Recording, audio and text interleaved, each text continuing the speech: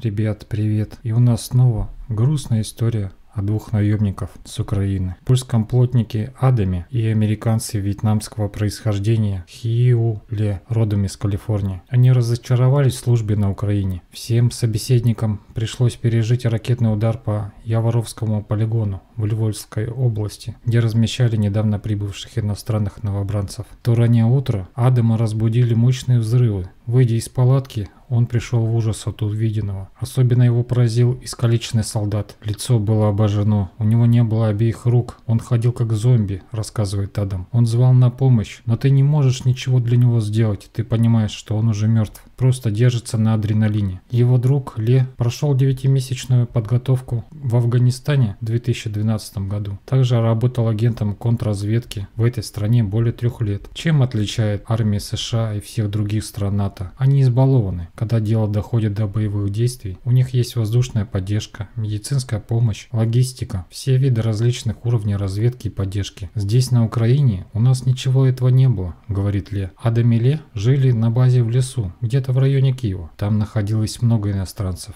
Грузины, американцы, британцы, жители стран Восточной Европы и даже Южной Америки. Но эта база была мало пригодна для укрытия из-за постоянной угрозы обстрела. Военные действия в городской застройке – это настоящий ад, продолжает рассказ Ле. Ты окружен противником и его бронетехникой. Ле сетует на отсутствие структуры и руководства в рядах так называемого иностранного легиона. Это, считает он, привело к неоправданным потерям. По словам Ле, проблемы с дисциплиной проявлялись в стенах казармы. Он постоянно ощущал нависшую угрозу насилия. Американцы и британцы, утверждавшие, что они бывшие спецназовцы, угрожали другим легионерам. И он, и Адам подозревали, что эти люди злоупотребляют наркотиками. По мере того, как шли дни, чувство тревоги Ле росло. Он постоянно бдительно следил за действиями российских войск, но при этом начал сомневаться, что находится в безопасности среди своих. Среди наемников встречались психи и преступники. Было много людей, которые не хотели идти на задание с этими парнями, потому что они просто не заслуживали доверия, говорит Ле. Был высокий риск получить пулю в спину. Однако не только по этим причинам Ле решил уехать с Украины. Патрулируя лес на западе Киева,